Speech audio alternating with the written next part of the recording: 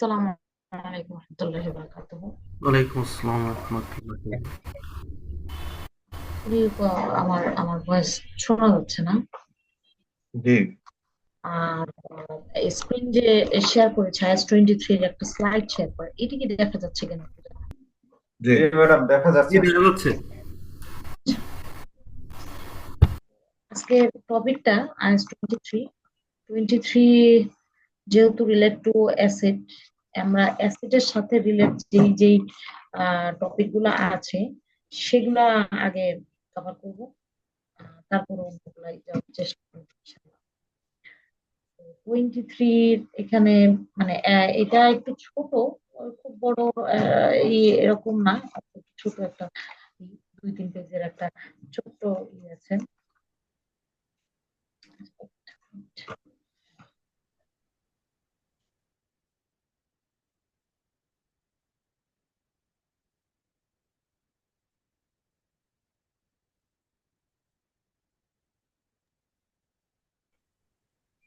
এখন কি শোনা যাচ্ছে আমার কথা? জি শোনা যাচ্ছে না? আচ্ছা, জি জি। তো আমরা এটা একটু সরাই।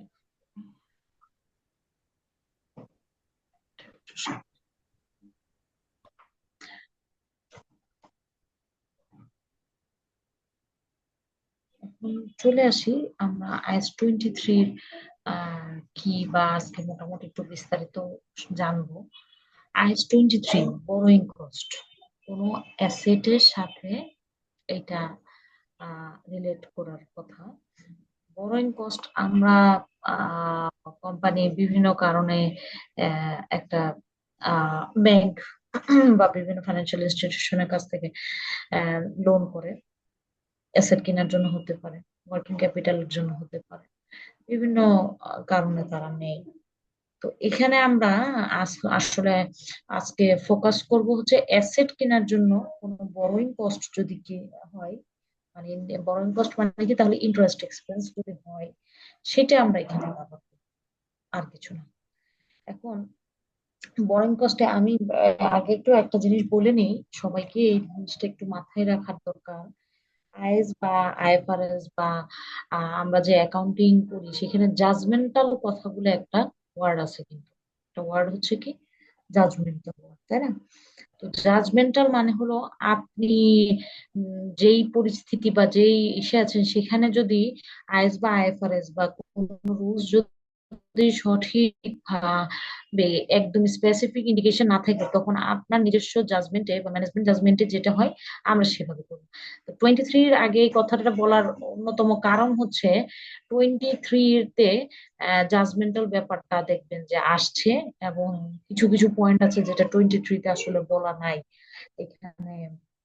ওই ওই পয়েন্ট গুলোর জন্য আমরা জাজমেন্টাল কথাগুলো বারবারই দেখবেন আসবে।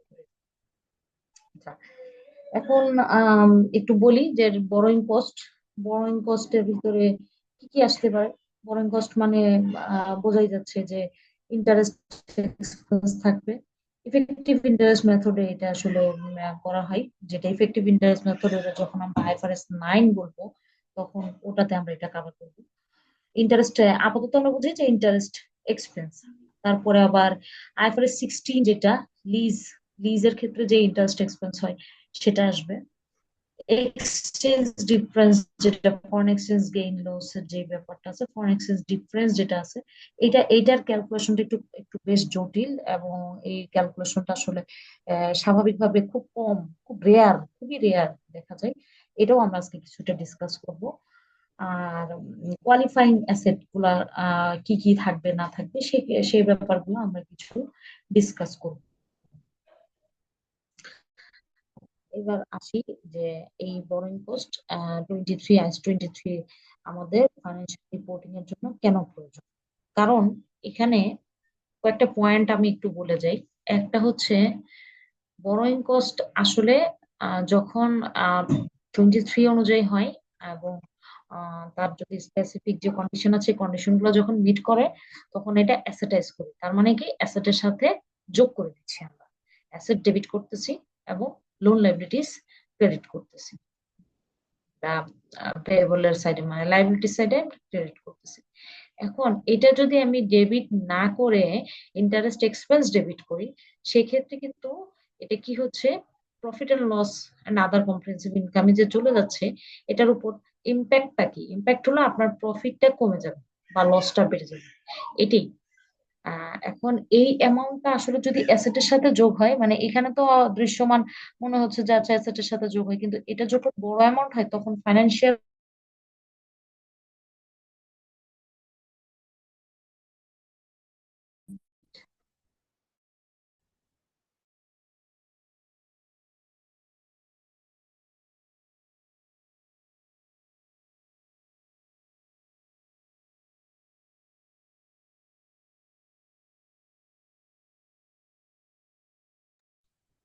যদি আসে এখানে যদি এখন প্রফিটেবিলিটি কমে যায়, তাহলে কি হচ্ছে, আমার রিটেন আর্নিং এ কিন্তু ইফেক্ট করতেছে। সর্বশেষ কথা হচ্ছে ডিভিডেন্ডে ইফেক্ট করতেছে। আর অ্যাসেট যদি বেড়ে যায়, অ্যাসেটেবিলিটি যে রেশিও গুলো আছে, সেই রেশিওতে একটা ভালো ইম্প্যাক্ট করতেছে। এই কারণে বোরোইং কস্টটা খুব গুরুত্বপূর্ণ, যে আমি এটা আসলে অ্যাসেটাইজ করব নাকি এক্সপেন্স হিসাবে এটা চার্জ করব। প্রথমত দেখতে হবে এটা অ্যাসেটের জন্য কিনা, অ্যাসেটের জন্য ইন্টারেস্ট এক্সপেন্সটা হয়েছে কিনা। এখন আসি এই কারণে ফাইন্যান্সিয়াল রিপোর্টিং এর ক্ষেত্রে এটা খুবই গুরুত্বপূর্ণ একটা কোর প্রিন্সিপাল। এখানে অনেকগুলো পয়েন্ট জানবো, একটা কোয়ালিফাইং অ্যাসেট বা আদার্স সংজ্ঞাগুলো আস্তে আস্তে আসবে।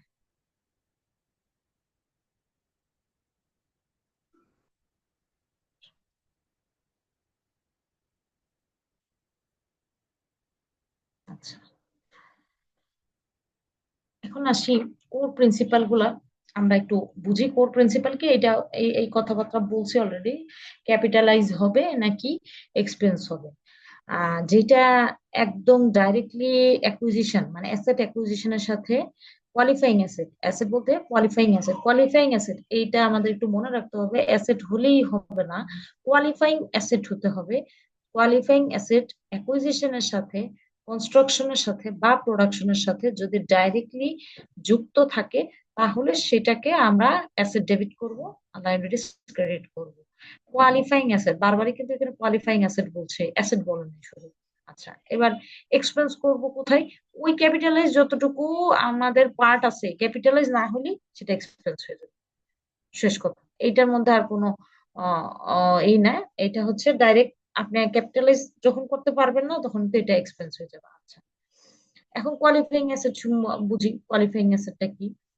কোয়ালিফাইং অ্যাসেট মানে কি, টেক্স এ সাবস্টেন্সিয়াল, এইখানে একটু আমরা একটু দেখি, এই যে substantial period of time to get ready for its intended use or sale. মানে সাবস্টেন্সিয়াল পিরিয়ড অফ টাইম হতে হবে। এখন কথা থাকে যে সাবস্টেন্সিয়াল পিরিয়ড বলতে কি বোঝাচ্ছে, থাকে না, এটা কথা একটা থাকে যে এটা কি হয়, কোয়ালিফাইং অ্যাসেট কোনটা, যেটা একটা সাবস্টেন্সিয়াল পিরিয়ড অফ টাইম লাগে সেটা কি ইউজ অথবা সেলের পজিশনে আসতে, মানে এটা অ্যাসেট হিসেবে আসতে একটা সাবস্টেন্সিয়াল পিরিয়ড লাগতেছে। এখন এই কথা হচ্ছে সাবস্টেন্সিয়াল পিরিয়ড মানে কতটুকু টাইম, এটা বুঝতে হবে। সাবস্টেন্সিয়াল পিরিয়ড বলতে আসলে IS-23 তে কোনো কিছু বলা নাই, কোথাও কোনো ডেফিনেশন দেওয়া নাই। এই কারণেই আমি প্রথমেই বললাম যে একটা জাজমেন্টাল ইস্যু থাকবে, একটা না কয়েকটা জায়গায় দেখবেন যে জাজমেন্টাল ইস্যু আছে, যে আসলে সাবস্টেন্সিয়াল পিরিয়ড কতটুকু সময়, এটা IS-23 তে বলা নাই, প্রফেশনাল জাজমেন্ট নিতে হবে। এখানে একটু কনসিডারেশন কিতে হয় কি, কি বলছে কনসিডারেশন, এটা অনলি IS-16, মানে প্রপার্টি প্ল্যান্ট ইকুইপমেন্ট যতটুকু অতটুকুর মধ্যে লিমিটেড না। সার্টেন কন্ডিশনে এটা কি inventory or intangible asset, intangible asset তো এমনি অ্যাসেট, তারপরেও inventory or intangible asset include হতে পারে। তাহলে এখানে আমাদের কেয়ারফুল কনসিডারেশন কি দিতে হবে, কয়েকটা পয়েন্ট। এই সংজ্ঞাটার মধ্যে কয়েকটা পয়েন্ট আছে। নাম্বার ওয়ান পয়েন্ট হলো সাবস্টেন্সিয়াল পিরিয়ড বলতে কি বোঝায়। সাবস্টেন্সিয়াল পিরিয়ড বলতে আসলে 23 তে কিছু বলা নাই, এখানে প্রফেশনাল জাজমেন্ট আমাদেরকে আহ ই করতে হবে, ইমপ্লিমেন্ট করতে হবে। তবে আমি এর সামনে বলে দিব সাবস্টেন্সিয়াল পিরিয়ড বলতে আমরা নর্মালি কি বুঝতে পারি বা কি বলতে পারি। আর কয়েকটা কনসিডারেশন বলছে। আমি তখন বারবারই বলছিলাম যে এইটা হচ্ছে অ্যাসেট বলা যাবে না, কোয়ালিফাইং অ্যাসেট বলতে হবে। খেয়াল করেন এখানে কিন্তু বলছে যে সার্টেইন ইনভেন্টরি এর ভিতরে ঢুকতে পারে, তাহলে তো এটা শুধু অ্যাসেট বললে ভুল হয়ে যাবে। আম, এটা আপনাকে প্রপার্টি প্ল্যান্ট ইকুইপমেন্ট যেটা শুধু এইটুকুর মধ্যে সীমাবদ্ধ না, সার্টেন ইনভেন্টরি যেতে পারে, ইনটেনজিবল অ্যাসেটও যেতে পারে, আবার ম্যানুফ্যাকচারিং প্ল্যান্টস হতে পারে, তারপরে ইনভেস্টমেন্ট প্রপার্টি হতে পারে। এই ধরনের অনেকগুলো পয়েন্ট আছে, এগুলো এটার ভিতরে থাকতে পারে। এই কারণে আসলে এই সংজ্ঞাটা খুব গুরুত্বপূর্ণ। এই সংজ্ঞাটার উপরে ডিপেন্ড করে আসলে IS-23 ইমপ্লিমেন্ট হবে কি হবে না। এই সংজ্ঞাটা ওয়ান অফ দ্য মেইন কি পয়েন্ট। যদি কোয়ালিফাইং অ্যাসেট না হয় বা সেটা সাবস্টেনশিয়াল পিরিয়ড না লাগে, তাহলে প্রথমেই এটা ক্রস, প্রথমেই এটা বাদ। আমাদের প্রথম একদম স্ট্রাকচারে এটা বাদ, এটা নিয়ে আর কথা বলার দরকারই নেই। তো আমরা এখানে কয়টা জিনিস আসলে গুরুত্বপূর্ণ পাইলাম। একটা হচ্ছে 16 এর মধ্যে হইতেও পারে, নাও হইতে পারে।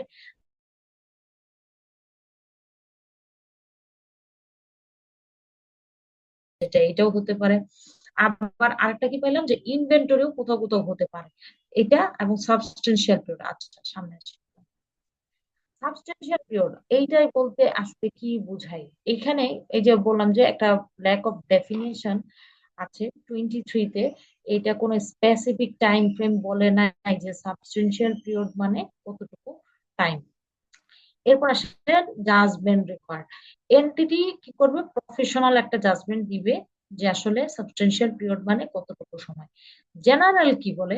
জেনারেল বলে more than 1 year is to be ready is considered qualifying. আচ্ছা, এইটা একটু দেখি। এটার ঘটনা হচ্ছে নর্মালি আপনি কারেন্ট অ্যাসেট তো মানে লেস দেন 1 ইয়ার, আর নন কারেন্ট অ্যাসেট মোর দেন 1 ইয়ার, ওই হিসাবে আসলে নর্মালি এটা মানুষ ধরে। বাট এটা আসলে কোথাও বলা নাই, জাজমেন্টে আপ ডাউন হইতেই পারে। এখন ঘটনা হলো, তাহলে 1 বছরের উপরে যদি হয় সেক্ষেত্রে মানে মোর দেন 1 ইয়ার যদি লাগে অ্যাসেটটা রেডি হতে, সেইটা তখন হবে কি substantial period of time for that qualifying asset. আর আরেকটা জিনিস হচ্ছে আমাদের এইটা শুধু এখানে না, শুধু এই পয়েন্টে না, আমি এটা ম্যাক্সিমাম আইএসআইএফআরএস বানানোর ক্ষেত্রেই এই একই জিনিস বলি। আইএসআইএফআরএস গুলো যখন গো থ্রু করি সেটা হচ্ছে কনসিস্টেন্ট অ্যাপ্লিকেশন। আজকে একরকম করলাম, কালকে একরকম করলাম, এটা চলবে না। আজকে আপনার মনে হলো রিভ্যালুয়েশন মডেলে যাবেন, আবার আপনার কালকে মডেল হলো যে না আমি কস্ট মডেলে ব্যাক করবো, এটা হবে না। আপনি যদি রিভ্যালুয়েশন মডেলে যান তো 3 বছর বা 5 বছর পর পর আপনাকে আবার রিভ্যালুয়েশন করাই নিতে হবে। আর আপনি যদি কস্ট মডেলে যান, ঠিক আছে, ওকে ফাইন, আপনি কস্ট মডেলে গেলে আপনি কস্ট মডেলে ফলো করেন। কথা হচ্ছে এই বছর একরকম ওই বছর আরেক রকম, এই ধরনের ঘটনা ঘটানো যাবে না। কনসিস্টেন্ট অ্যাপ্লিকেশন করতে হবে in the judgement, not only in the judgement, প্রত্যেকটা জায়গায় আমরা কনসিস্টেন্সি রাখবো। এখন কনসিস্টেন্ট এই জাজমেন্টের ক্ষেত্রে বলা হয়েছে কারণ কি, এই যে 1 বছর বা যাই ধরে না কেন আমি জাজমেন্টের ক্ষেত্রে, সেই সেই জাজমেন্টটা যেন আমি পরবর্তী বছর একই রকম ভাবে রাখি। এটা যেন এমন না হয় যে আমি এই বছর 1 বছর ধরতেছি, আগামী বছর যে আমি বললাম যে না সাবস্টেন্সিয়াল পিরিয়ড মানে 2 বছর বা 3 বছর আমি ধরবো। এটাই আর কি বললাম। এবার আসি ম্যাডাম একটু বড়ই জি। এখানে যে more than 1 year two be ready, মানে একটা অ্যাসেট রেডি হইতে 1 ইয়ারের বেশি সময় লাগবে, জি মিনিংটা জি তাই? জি জি আচ্ছা। মোর দেন ওয়ান আর ইয়ার টু বি আচ্ছা, আর একটা বিষয় হলো যদি সাবস্টেনশিয়াল পিরিয়ড অফ টাইম 23-তে নাই, তাহলে এই কথাটা মানে আমরা কোত্থেকে আসছে, মানে বুঝি এই নেই বুঝি কোশ্চেনটা নেই আসছে বুঝি নেই 23-তে দেন সাবস্টেনশিয়াল পিরিয়ড অফ টাইম, এটার নাই, ব্যাখ্যাটা নাই, বা এটা একটা ল্যাকিংস আছে। কিন্তু এই হুম হুম। এই কথাটা কোন রেফারেন্স থেকে আসছে? মানে আপনার এইটা হচ্ছে যে সাবস্টেন্সিয়াল পিরিয়ড অফ টাইম এই কথাটা কোথা থেকে আসছে তাই তো? জি জি, এটা যে ধরতে আচ্ছা আচ্ছা হবে। আচ্ছা, আমি হ্যাঁ হ্যাঁ হ্যাঁ, আমি আপনার পয়েন্টটা বুঝতে পারছি। আমি বলি আপনাকে একটু, বুঝতে পারছি আমি পয়েন্ট। দেখেন আমি আনসার দেই, আপনি এবার হয় কিনা। ঘটনা হচ্ছে IS-23 প্যারা নাম্বার 5 এর ভিতরে বলা আছে সাবস্টেন্সিয়াল পিরিয়ড অফ টাইম। মানে ওইখানে আপনার এই, দাঁড়ান আমি দেখাই, এই ঘটনাটা বলা যে qualifying asset is an asset that মানে আপনার ওই একদম প্যারা 5 এর ওর ভিতরেই বলা, that necessarily takes a substantial period of time. ওইখানেই কিন্তু বলে দিচ্ছে যে সাবস্টেন্সিয়াল পিরিয়ড অফ টাইম নিবে to get ready for its intended use or sale. খুব বোল্ড করে কথাটা লাগা একদম, মানে এটা কি কি বলবো, এটা একটা ডেফিনেশন পার্টের ভিতরে লেখা, প্যারা 5 এর ভিতরে। কিন্তু ওইখানে আবার সাবস্টেন্সিয়াল পিরিয়ড অফ টাইম বলতে কি বোঝাইছে, মানে এখানে যদি আমরা এটা বলি সাবস্টেন্সিয়াল পিরিয়ড অফ টাইম, একটু পরে যে এখন জিজ্ঞেস করবেন না, আইসটা যখন আস্তে আস্তে আর একটু সামনে আগাবে তখন আপনি জিজ্ঞেস করবেন, আচ্ছা সাবস্টেন্সিয়াল পিরিয়ড অফ টাইম, আমি যখনই বলবো যে কোয়ালিফাইং অ্যাসেট এটা সাবস্টেন্সিয়াল পিরিয়ড অফ টাইম লাগছে, তখন আপনি জিজ্ঞেস করবেন সাবস্টেন্সিয়াল পিরিয়ড অফ টাইম মানে কি বোঝায়, 1 বছর, 2 বছর, 5 বছর, 6 মাস, ওকে, এটা ওকে, মানেটা কি ওকে, হচ্ছে। হ্যাঁ, ক্লিয়ার? Right, clear. ওকে, আচ্ছা, গঠন হলো সাবস্টেন্সিয়াল পিরিয়ড অফ টাইম, ওইটার ভিতরে বলা আছে, কিন্তু এইটার আবার মানে সাবস্টেন্সিয়াল পিরিয়ড অফ টাইম এর স্পেসিফিক টাইম ফ্রেম বলা নাই, এটাই টাইম ফ্রেম প্রবলেম। বলা নাই, টাইম ফ্রেম হ্যাঁ, বলা নাই। ওকে, ক্লিয়ার না? ক্লিয়ার। আজহারুল ভাই ক্লিয়ার? ওকে, ঠিক আছে। জি। আচ্ছা, করেছিলাম জেনারেল গাইডলাইন শেষ, এবার আসি আইডেন্টিফাই বড়োইং কস্ট। এরপরও যদি মানে মনে মনে করেন আপনার কোনো কোশ্চেন আরাইজ হয় বা আপনি হয়তো হচ্ছে না বা হচ্ছে না, তাহলে আপনি একটা কাজ করবেন। আমি বা, একটা মানে আমাদের ফার্মের নাম আহসান কামাল সাদেক, আমি ফার্মের পার্টনার, এবং আমার সাথে তো আপনি এই ভাইয়ের সাথে কমিউনিকেশন হয়, আপনি ওনার কাছ থেকে আমার অফিসের ইটা নিয়ে বা আমার ফোন নাম্বারটা নিয়ে আমার সাথে কমিউনিকেশন করলে ওইটা মোটামুটি একটা লাইনে আমরা নিয়ে আসতে পারবো, ঠিক আছে? ওকে। কিছু না কিছু ডিসকাস করে তো আনতেই পারবো আসলে, তাই না? আচ্ছা, এবার আসি এখানে পরের পার্টটাই আমরা, যে এটা কি হবে না হবে। borrowing cost for capitalization, borrowing cost calculated using effective interest method, মানে ইন্টারেস্ট এক্সপেন্স। এটা কোন মেথডে ইউজ, ইন্টারেস্ট এক্সপেন্সটা কোন মেথডে হবে, এটা হচ্ছে ইফেক্টিভ ইন্টারেস্ট মেথডে এটা ক্যালকুলেশন হবে। সেই ইন্টারেস্ট এক্সপেন্স মানে বরোইং কস্টের আন্ডারে আসলে কোনটা কোনটা পড়বে, বরোইং কস্ট ফর ক্যাপিটালাইজেশন এটার আন্ডারে কি কি পড়বে, এটা কি শুধু ইন্টারেস্ট পড়বে নাকি আরো কোনো কিছু পড়বে? প্রথমত ইন্টারেস্ট এক্সপেন্স পড়বে। দ্বিতীয় বলা হচ্ছে financial charge on lease, lease expense, IFRS 16 lease. Lease যখন হয় তখন একটা ইন্টারেস্ট এক্সপেন্স আমরা ক্যালকুলেশন করি। এই ক্যালকুলেশন যখন IFRS 16 দেখাবো তখন এই ক্যালকুলেশনটা আমি একদম এক্সেলে দেখাবো, ক্যালকুলেশনটা কিভাবে আমরা করতেছি, একদম মানে মেথডে, একদম কি বলে এটাকে, কিভাবে আপনি ইমপ্লিমেন্ট করবেন সেই জিনিসটা আমি দেখাবো, যে এটা ইমপ্লিমেন্টেশন। তো ওইখানে আমরা একটা ইন্টারেস্ট এক্সপেন্স ক্যালকুলেশন করি, ওই ইন্টারেস্ট এক্সপেন্সটা এই বরোইং কস্টের আন্ডারে চলে আসবে। আচ্ছা, আরেকটা কি, ফরেন এক্সচেঞ্জ ডিফারেন্স।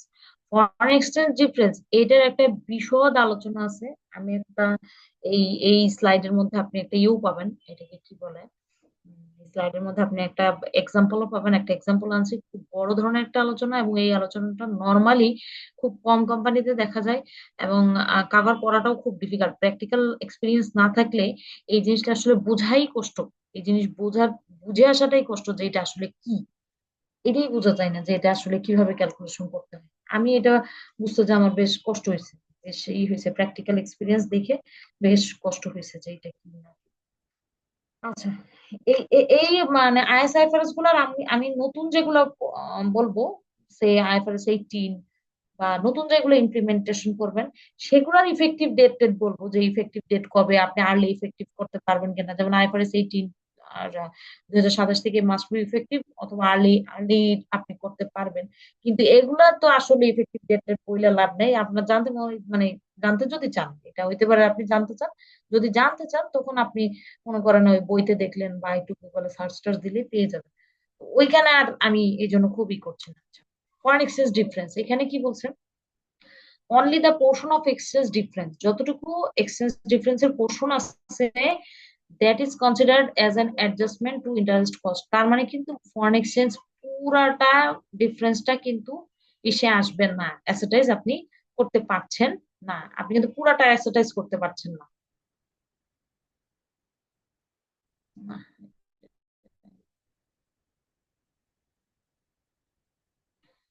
খেয়াল করছেন, এটা কিন্তু আপনি পুরাটা অ্যাসেটাইজ করতে পারছেন না।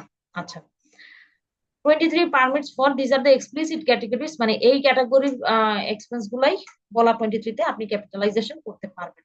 আচ্ছা, বরোইং কস্টের রিকগনিশনের সময় কিছু অ্যাম্বিগুইটি আছে, কি অ্যাম্বিগুইটি, অ্যাম্বিগুইটির মধ্যে কিছু মানে এক্সপ্লিসিট ভাবে বলা নেই, সেগুলো কি কি আছে সেটা একটু দেখি। Explicitly address all types of expenses leading to uncertainty in their classification as borrowing cost. Interest cost on derivatives used to manage interest rate risk on borrowings. তার মানে দেখেন ডেরিভেটিভস এর যে ইন্টারেস্ট এক্সপেন্স হবে, এইটা আপনি আসলে বোরোইং কস্ট করতে পারবেন কিনা, মানে অ্যাসেটাইজ, সহজ কথা অ্যাসেটাইজ করতে পারবেন কিনা এটা কিন্তু বলা নাই।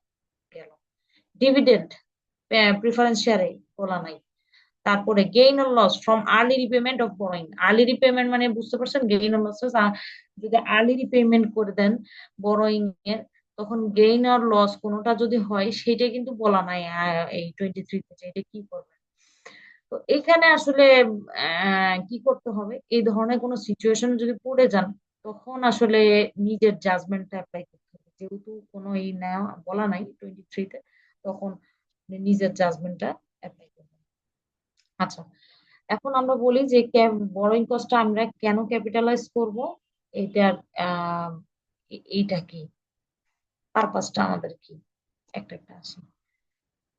প্রথম হচ্ছে বরোইং কস্টটা ক্যাপিটালাইজ করব হচ্ছে অ্যাকুরেট অ্যাসেট ভ্যালুয়েশনের জন্য, মানে আমার ওই অ্যাসেটের জন্য একটু আমরা মানে আইএস চিন্তা করে আমরা এটাকে একটু এভাবে চিন্তা করি যে এটা আমরা কেন বা কি জন্য করছি।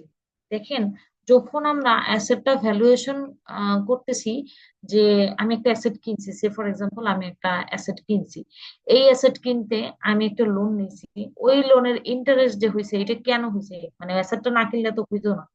তাহলে এই কারণে অ্যাসেটের ভ্যালুটা কি এটা বের করতে হলে ওই ইন্টারেস্ট এক্সপেন্সটা এটার মধ্যে দিয়ে দিবে। ম্যাচিং প্রিন্সিপালটা সেম, ওই একই জিনিস কথাবার্তা আসছে, যে ইউজফুল লাইফ বের করতে হবে, এক্সপেন্স ওভার ইউজফুল লাইফ। আর ইনফর্মড ডিসিশন মেকিং, মানে ম্যানেজমেন্ট বা স্টেক হোল্ডারদের ডিসিশনটা যেন সঠিক হয়, এই জন্য আপনার এই পরামর্শটা নেওয়া। এখানে আরো কিছু আমি একটু পয়েন্ট বলি। আপনি ক্যাপিটালাইজেশন শুরু করবেন কখন, ক্যাপিটালাইজেশন এই বরোইং কস্টের ক্যাপিটালাইজেশন শুরু করবেন কখন, এটা শুরু করবেন যখন কোয়ালিফাইং একটা অ্যাসেট আপনি পাইলেন। প্রথমে একটা কোয়ালিফাইং অ্যাসেট হইতে হবে, তারপরে মানে এখানে IAS 23 17 নম্বর প্যারাতে এইভাবে বলা যে আপনার প্রথমে কোয়ালিফাইং অ্যাসেট, দেন হচ্ছে first meets all the three condition, মানে তিনটা কন্ডিশন দেওয়া, যেই তিনটা কন্ডিশন যখন মিট হবে, first meets all the three condition, মানে যে কোনো একটা না, অল দা থ্রি কন্ডিশন, মানে তিনটা কন্ডিশনই যখন মিট হবে তখন আপনি ক্যাপিটালাইজেশন করবেন। এখন তিনটা কন্ডিশন মানে কি, ওই প্রথমে তো কোয়ালিফাইং অ্যাসেট হইতেই হবে, দ্বিতীয় হচ্ছে এক্সপেন্ডিচার হবে, তারপরে হচ্ছে বরোইং কস্ট হবে, তারপরে কি এইটা necessary activities that R necessary to prepare asset for its internet. এই হচ্ছে টোটাল তিনটা কন্ডিশন যখন মিট হয়ে যাবে। আরেকটা কথা আছে যে সাসপেনশন, সাসপেনশন মানে বাদ দেবেন কখন বা সাসপেন্ড করবেন কখন, স্টপ রাখবেন কখন, 20 নাম্বার প্যারায় বলা। এইটা হচ্ছে কথাটা এরকম বলা, যখন extended period in which it suspends active development, মানে আপনার এক্সটেন্ড করছেন কোন সময় এবং এটাতে অ্যাক্টিভ ডেভেলপমেন্ট করতেছেন না, মানে টাইম এক্সটেন্ড করে ফেলছেন কিন্তু কোয়ালিফাইং অ্যাসেটের অ্যাক্টিভ ডেভেলপমেন্ট করতেছেন না, তখন এটা সাসপেন্ড করে দিবেন। আচ্ছা, এরপরে আসি আরেকটা, এটা হচ্ছে সাসপেন্ড, আরেকটা হচ্ছে সিজ, মানে সিজেশন অফ ক্যাপিটালাইজেশন, মানে বাদ দিবেন কখন, সোজা জিনিস আপনি ক্যাপিটালাইজেশন কখন বাদ দিয়ে দিবেন। না, বাদ আপনার দিয়ে দিবেন। স্ক্রিন বোধহয় দেখতে পারতেছি না কথা যেগুলো হুম, বলতেছেন। আহ, আমার এখানে দেখতেছি কে এরিয়া, হ্যাঁ এখন দেখা যাচ্ছে। দেখা যাচ্ছে না। হ্যাঁ। আচ্ছা, এগুলো আসলে খুব গুরুত্বপূর্ণ কিছু না, খালি আমি এমনি একটু বলে যাচ্ছি। আর আর সিস্টেম একটু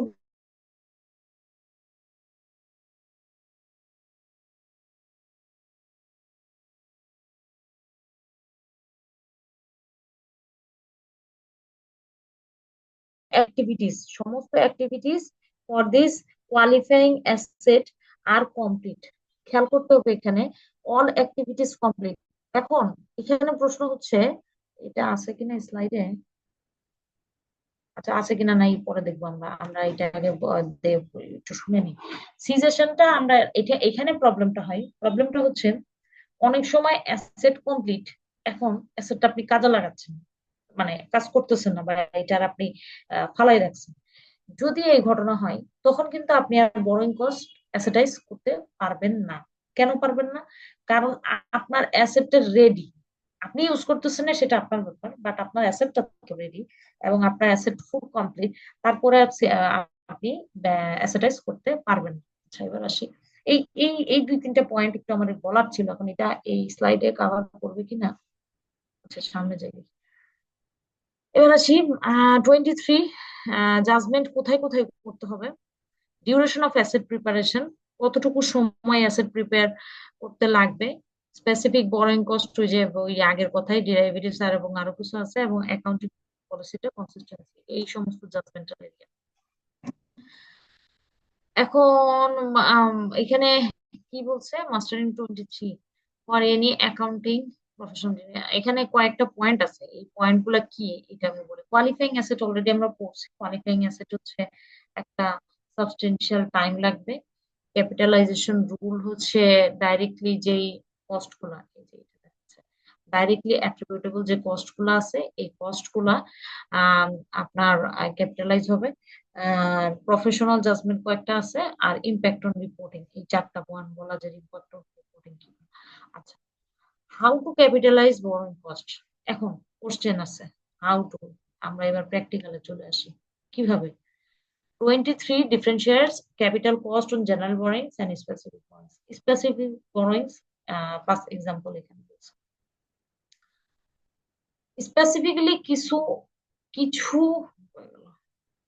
acquisition of qualifying asset. Qualifying asset আবারও বলতেছে, কোয়ালিফাইং অ্যাসেটের জন্য কিছু অ্যাকুইজিশনের জন্য কিছু বড় করছেন, দেন ক্যাপিটালাইজ ইজ ইজি। কি ক্যাপিটালাইজেশন, এটা কি?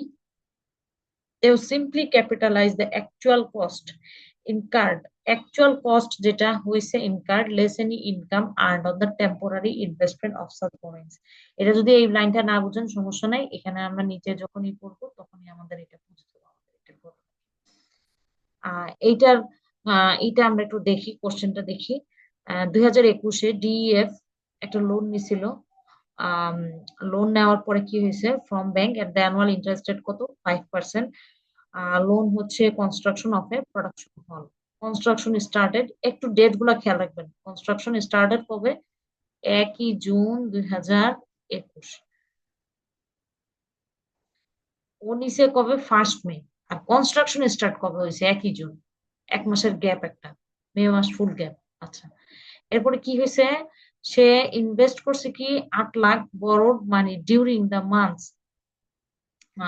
জুন এন্ড জুলাই, 2 মাস সে কি করছে এট দ্য রেট অফ 2%। এই 10 লাখ থেকে ঘটনা হচ্ছে, এই 10 লাখ সে নিছে মে মাসে, তার পরবর্তীতে সে কি করছে, জুন মাসে সে স্টার্ট করছে। এর এটা ছাড়াও মানে জুন মাসে স্টার্ট করছে মানে একই সময় তো তার 10 লাখ লেগে যায় না, সে কি করছে, $8 লাখ কি করছে, সে জুন এবং জুলাই এই 2 মাসের জন্য 2% পার আনাম দিয়ে সে এটা এক জায়গায় ইনভেস্ট করে রাখছে। আচ্ছা, what borrowing cost can be capitalized in 2021? Assume all interest are paid. All interest was paid. আচ্ছা, এবার আসি।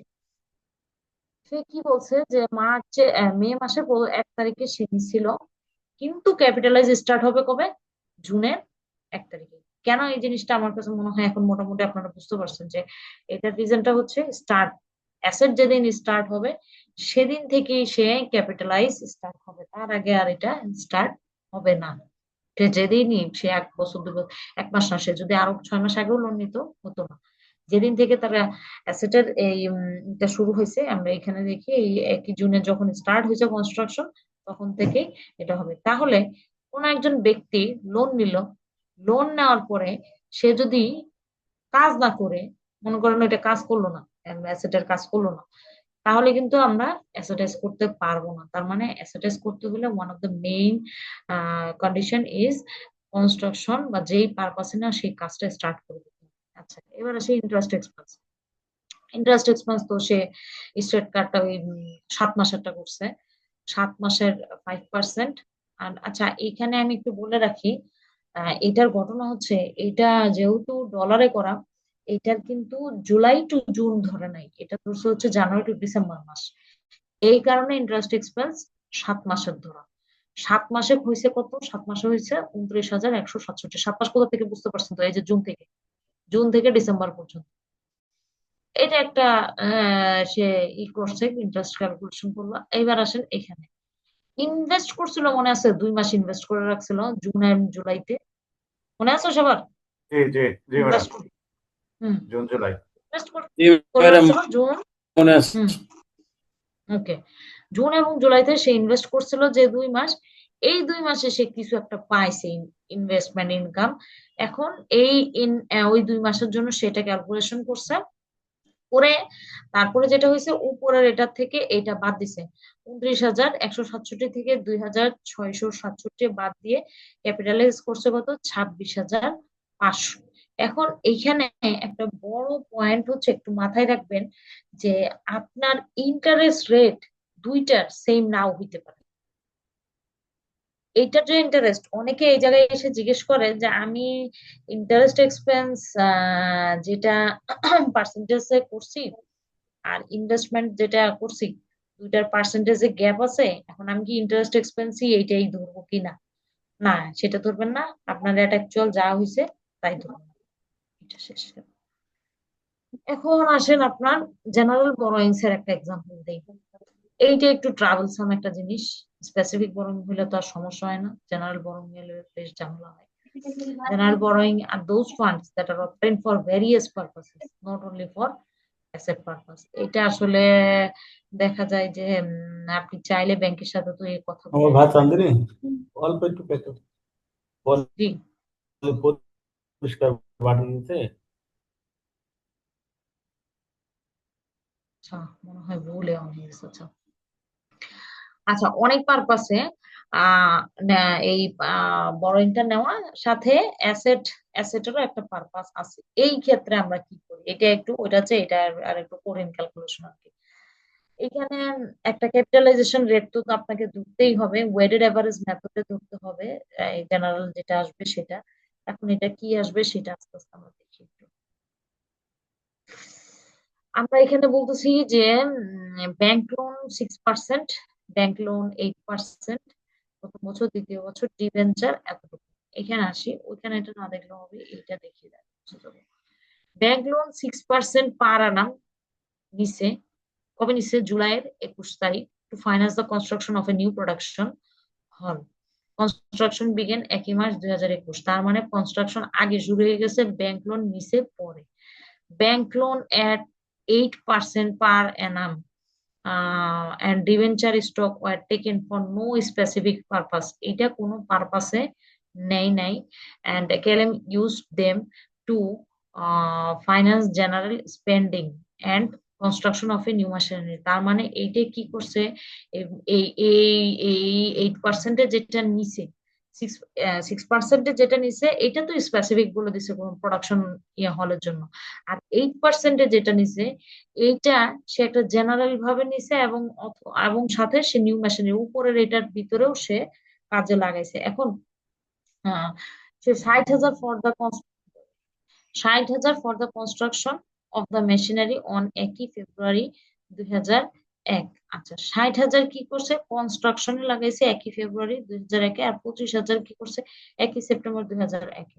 Borrowing cost should be capitalised for the new machinery. এখন বরোইং কস্ট কত করে, প্রথমে হচ্ছে ইগনোর করতে হবে 6% পার অ্যানাম যেটা, because it is specific borrowing for another asset. এটা কি, এটা স্পেসিফিক একটা বরোইং ফর অ্যানাদার অ্যাসেট।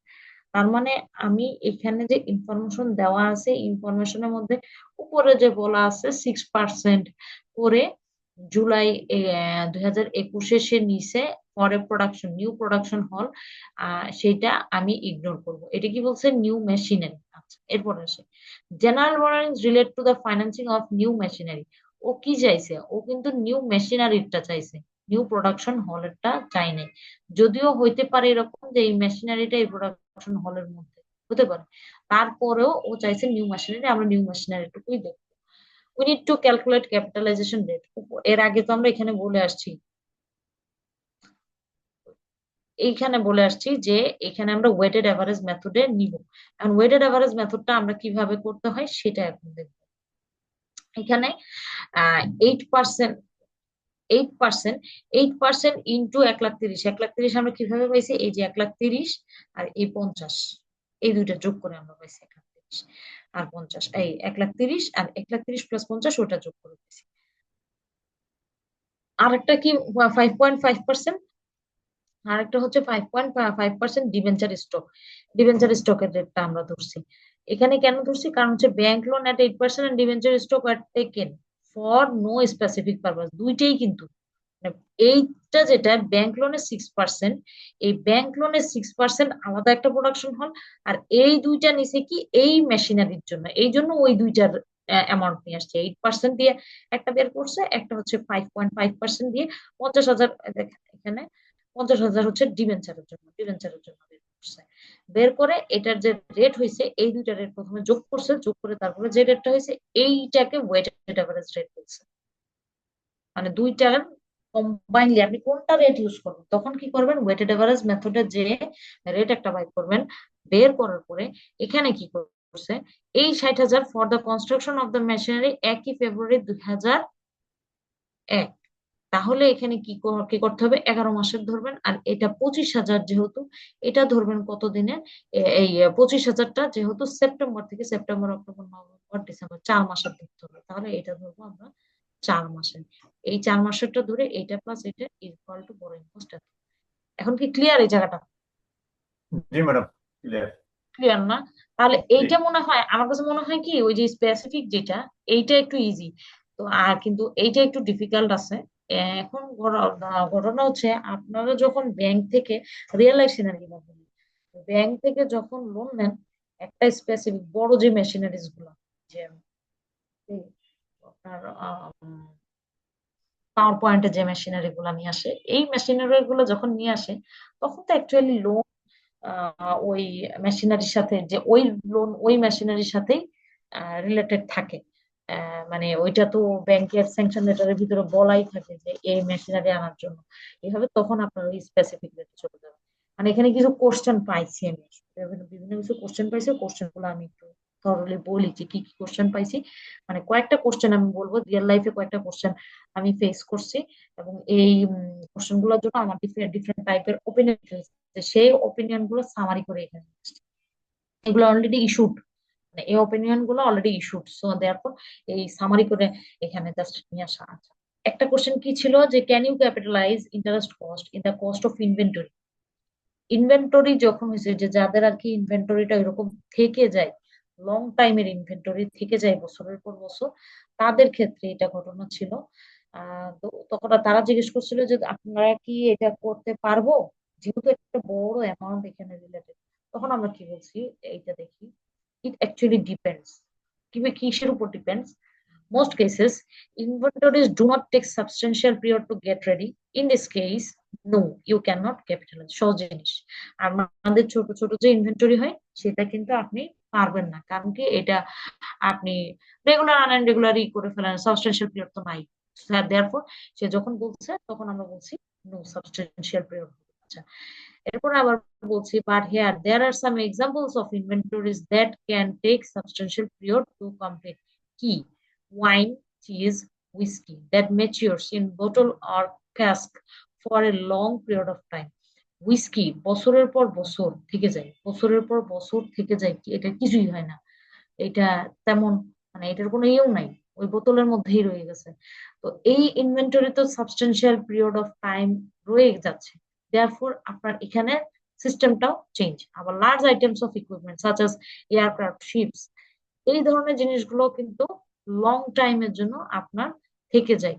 যারা এই ধরনের জিনিসগুলো বানায়, এয়ারক্রাফট এগুলো বানায়, বা এদের প্রোডাক্ট কি বলি, এদের ইনভেন্টরি গুলা বানায়, এটা কিন্তু লং টাইম থেকে যায়, তখন কিন্তু সিনারি ডিফারেন্ট হয়ে যাবে। জেনারেল সিনারিতে নো সাবস্টেন্সিয়াল পিরিয়ডটা হয় না, কিন্তু স্পেসিফিক কিছু সিনারিতে হয়। সেই স্পেসিফিক সিনারির দুইটা তিনটা এক্সাম্পল দিছি। আচ্ছা, in this case you can capitalize borrowing cost, but it is up to you if you will or won't. Up to you, আপনি চাইলে পারেন বা না চাইলে না পারেন। মানে কি, এটা হচ্ছে আইএস এর ভিতরে ম্যান্ডাটরি করে দেওয়া না, এটা বলা হচ্ছে এই এই পয়েন্টে তুমি চাইলে পারো, না চাইলে না পারো। While you have no choice for property, plant, equipment, you have to capitalize. You have a choice for inventories. Either is you capitalize or না। এইটার ঘটনাটা আমি বলি, ঘটনাটা হচ্ছে প্রপার্টি প্ল্যান্ট ইকুইপমেন্ট থেকে প্রথমত ইনভেন্টরিতে নো, আপনি পারেন না। দ্বিতীয়ত হচ্ছে ইনভেন্টরি প্রথম তো একদিক দিয়ে গেল যে না আপনি পারেন না, সেকেন্ড আসেন, সেকেন্ডে হলো আপনি পারেন, কিছু কিছু জায়গায় পারেন, যেটা লং টাইম অফ, মানে ধরে নিতে হবে প্রফেশনাল জাজমেন্টে মোর দেন 1 ইয়ার এটা থাকবে ইনভেন্টরিটা।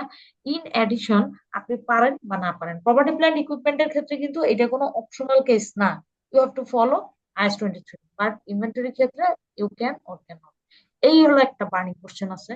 একটা বার্নিং কোশ্চেন একটু বলি, interest cost on inter company loan. Inter company loan অনেকে আমরা পাই, এই কোম্পানি থেকে ওই কোম্পানি লোন নিয়ে অ্যাসেট কিনছে, তাই না? এরকম আছে অনেক কোম্পানি। আচ্ছা, ইনি কি করবো?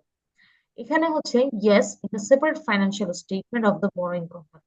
খেয়াল করেন, সেপারেট ফাইন্যান্সিয়াল স্টেটমেন্ট বলছে, কনসোলিডেটেড ফাইন্যান্সিয়াল স্টেটমেন্ট বলে নাই কিন্তু। সেপারেট মানে হচ্ছে প্যারেন্ট সাবসিডিয়ারি যদি হয় বা এই ধরনের থাকে, আমি ওই হিসাবেই বলছি, প্যারেন্ট সাবসিডিয়ারি যদি থাকে যার যার ফাইন্যান্সিয়াল স্টেটমেন্টে সে এটা অ্যাসেটাইজ করতে পারবে। However, be a bit careful about the consolidated financial statement. কনসলিডেশনের সময় কিন্তু ইন্টার কোম্পানির রিলেশনশিপ যেটা থাকে এটার ভিতর কিন্তু ইম্প্যাক্ট পড়ে। আমরা এটা জানি যে সাবসিডিয়ারি যদি হয় এটা কিন্তু নেট অফ হয়, ওই রিসিভেবল এবং পেয়েবল এটা কিন্তু নেট অফ হয়ে যায় অনেক সময়, আমরা দেখছি না? তো ওই ক্ষেত্রে আপনার কিন্তু মাইট বি এলিমিনেটেড, কোথাও কোথাও এলিমিনেশন হইতে পারে কনসলিডেশনের ক্ষেত্রে। এত কঠিনে যাব না, আমরা সেপারেটটাই বলি, সেপারেটটা মাঝে মধ্যে হয়, আবার মাঝে মধ্যে হয় দে আর প্রোভাইডেড ইন্টারেস্ট ফ্রি। এটার আবার আরেকটা ইমপ্লিকেশন আছে ট্যাক্সের, সেটা পরে বলবো। আচ্ছা,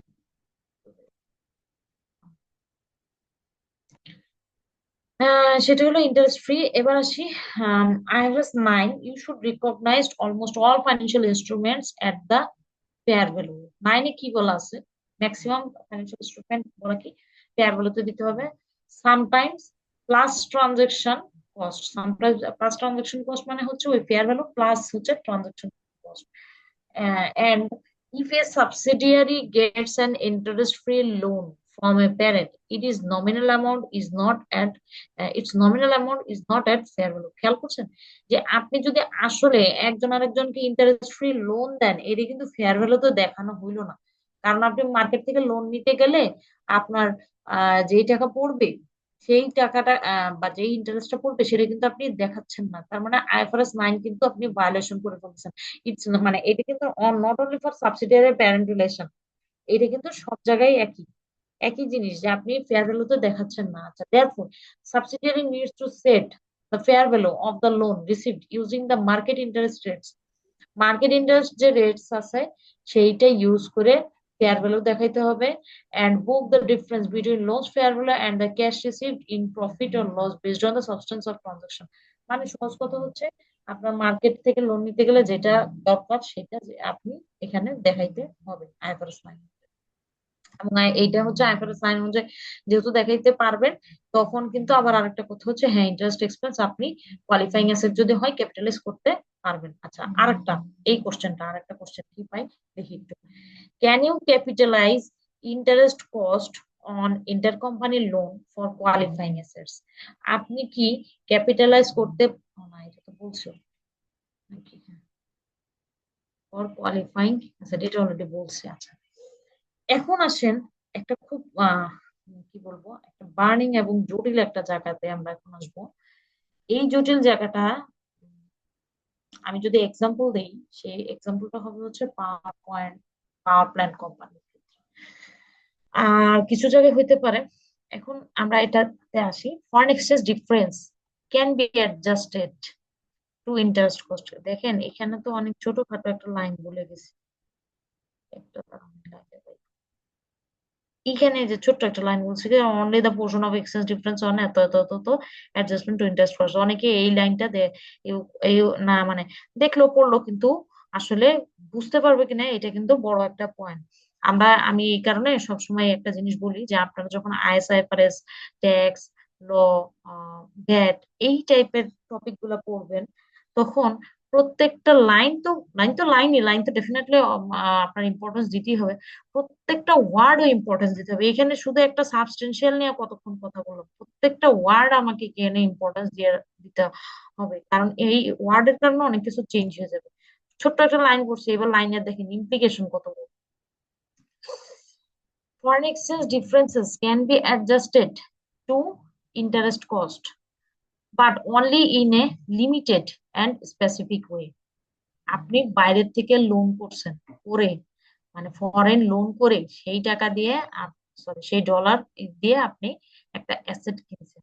এখন আপনি যখন পেমেন্ট করতে যাচ্ছেন তখন দেখেন যে ফরেন এক্সচেঞ্জের একটা নর্মালি লস হয়, সেক্ষেত্রে আমরা লসের কথাই বলি, গেইন কখনোই হয় না, লস হয়ে যাচ্ছে আপনার। সো আপনার যদি লস হয় তখন এইটা কি মানে ইন্টারেস্ট, তো আমি এখানে ধরে নিছি যে ইন্টারেস্ট অলরেডি আপনি অ্যাসেটাইজ করছেন। ইন্টারেস্ট যদি অ্যাসেটাইজ করেন এইটার সাথে, ইন্টারেস্টের সাথেই তো ফরেন এক্সচেঞ্জ ডিফারেন্স, সেটিকে অ্যাসেটাইজ করবেন। হ্যাঁ করবেন, in a limited and specific way. এবার আমরা জানবো লিমিটেড এন্ড স্পেসিফিক ওয়েটা কাকে বলে, কি। Break it down carefully আছে।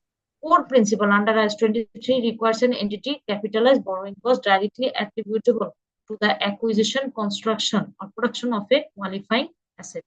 Borrowing costs normally include interest expense using effective interest rate method. কথাবার্তা এখানে কিছু বলছে। Foreign exchange differences is generally dealt with IAS 21. তাহলে আমরা এখানে পড়তেছি কেন? এখানে পড়তেছি এই কারণে, IAS 23 এর আন্ডারে আমরা যদি ইন্টারেস্ট এক্সপেন্সটা অ্যাসেটাইজ করি, তার সাথে রিলেটেড যে ফরেন এক্সচেঞ্জ লস থাকবে এইটা কি করব সেটা জানার জন্য আমরা এখানে পড়তেছি। আদারওয়াইজ এটা আমি IAS 21 এ পড়াই, এখানে পড়াই। When foreign exchange loss can be treated as borrowing cost to IAS 23 states that exchange differences arising from foreign currency borrowing may be regarded as an adjustment to interest cost. May be regarded adjusted মানে তার মানে interest কস্টের সাথে adjust করার সুযোগ আছে, প্রথমে বুঝলাম আছে, but only to the extent that they are equivalent to the interest. ওইটুকু, অনলি টু দ্য এক্সটেন্ট, ততটুকু পর্যন্ত, দ্যাট দে আর ইকুইভ্যালেন্ট ততটুকু পর্যন্ত যতটুকু তারা সমান, to the interest that would have been incurred if the borrowing has been made in the entity's functional currency. এখন আগে একটু ফরেন কারেন্সি আর ফাংশনাল কারেন্সির মধ্যে মানে আমি একদম এইটা বলি, আমি সংজ্ঞায় যাব না, সংজ্ঞায় যেতে গেলে আমাকে IAS 21 আবার পড়তে হবে, সংজ্ঞায় যাচ্ছি না। আমি একটু এভাবে হিসাব করে নিই, ফাংশনাল কারেন্সি আমার এই দেশের কারেন্সি বিডিটি, এবং ফরেন কারেন্সি যদি আমি বলি তাহলে আমি এখন ইউএসডি ধরি, শেষ। এইটুকু আপাতত বুঝে এই ম্যাথটা আমরা করি, যেহেতু আমার পার্টটা ওইটা। তাহলে কি that would have been incurred হতো ইফ দ্য বোরোইং, আপনি ফরেন কারেন্সিতে তো বেশি হয় না, নর্মালি আপনার ইন্টারেস্ট পেমেন্ট কমই হয়, এই জন্যই তো আপনি ফরেন থেকে লোন আনেন, নাহলে তো বাংলাদেশ থেকে নেবেন। ফরেনে মনে করেন 3% ও 4% আপনি লোনে ইন্টারেস্ট নিছেন, আর বাংলাদেশে 10% নিছেন। এইখানে যে গ্যাপ সেটা একটু মাথায় নেন, যে টু দা এক্সটেন্ট কতটুকু পর্যন্ত আমি অ্যাসেটাইজ করব, যতটুকু পর্যন্ত ইন্টারেস্ট ইনকার্ড হইছে if the borrowing had been made in the entity's functional currency। যদি লোনটা বিডিটিতে হইতো তাহলে যে পর্যন্ত লোন এর ইন্টারেস্ট হইতো ওই পর্যন্তই আমি ইন্টারেস্ট এক্সপেন্স এর সাথে ফরেন কারেন্সি নিতাম। কথাটা কি বেশ কঠিন হয়ে গেল?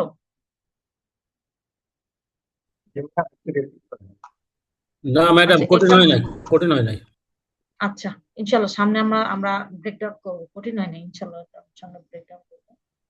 আচ্ছা, প্রথমে সিম্পল টার্মে এখানে টার্ম গুলো একটা একটা বলি, রেফারেন্স দিয়ে দিছি, এই রেফারেন্স গুলো একটু দেখে নিবেন। রেফারেন্স গুলো দেখলে কি হবে, রেফারেন্স গুলো আপনারা যদি আইসটা খুলে সাথে সাথে ই করেন, দেখেন, তাহলে কি হবে, এই আইএস এর ভিতরে অনেকগুলা আপনি মানে পয়েন্ট গুলো বুঝতে পারবেন যে এই পয়েন্টে এইটা মানে এমনি যদি পড়েন এটা নর্মালি কি হয়।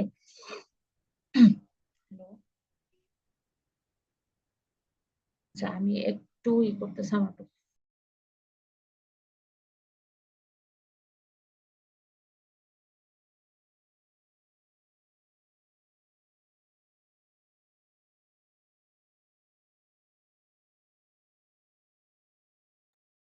আচ্ছা আসি এবার ফরেন কারেন্সি রেটটা নিয়ে।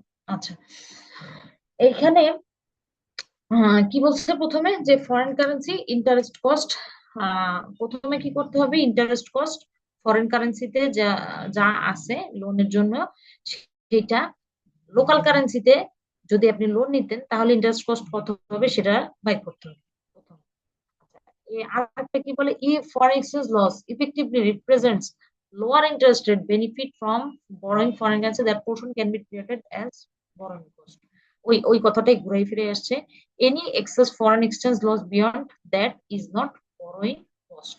তার মানে আপনার যদি লোকাল কারেন্সির চেয়ে উপরে হয়ে যায় তখন আপনি আর এটা অ্যাসেটাইজ, বরোইং কস্ট না মানে গিয়ে আপনার, মানে বরোইং কস্ট না মানে এটা আপনি চার্জ করতে পারবেন না এরকম না, ব্যাপারটা হচ্ছে আপনি অ্যাসেটাইজ করতে পারবেন, বিএলএ চার্জ করতে হবে ওই অতিরিক্ত অংশ। পিএলএ চার্জ করতে হবে, কারেক্ট।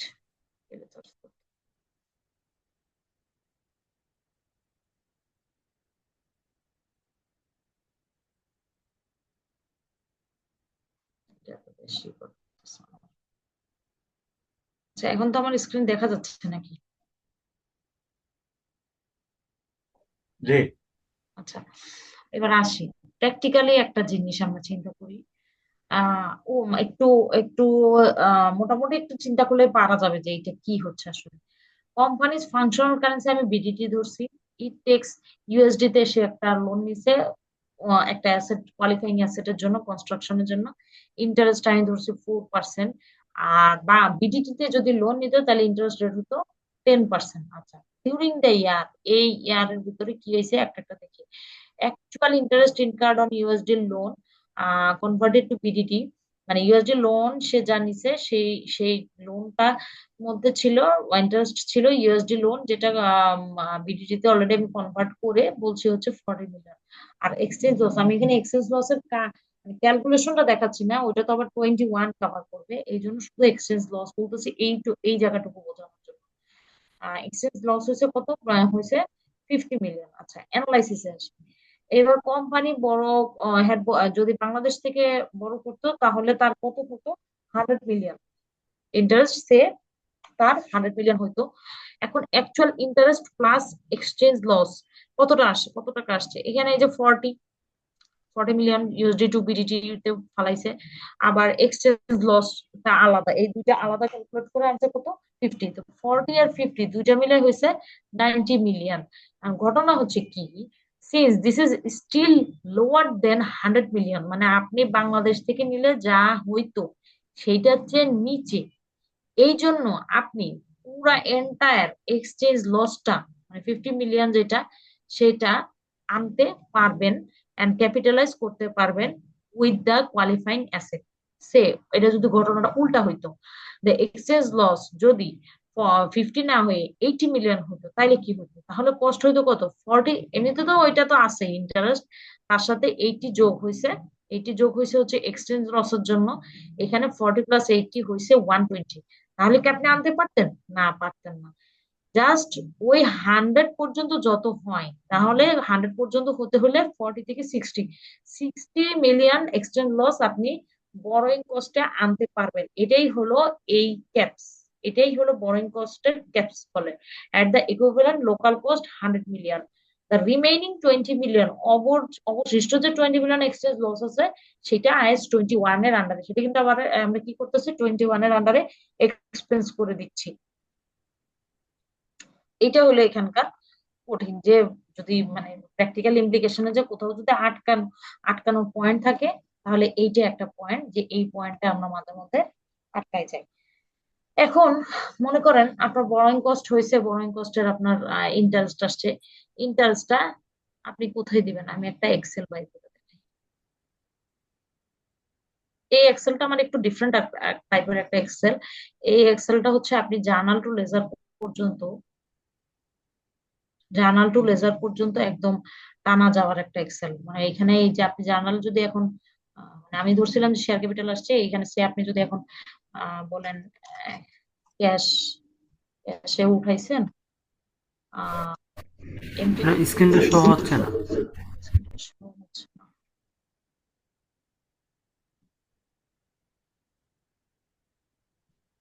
এখন শো হচ্ছে, এক্সেল বের করছি একটা।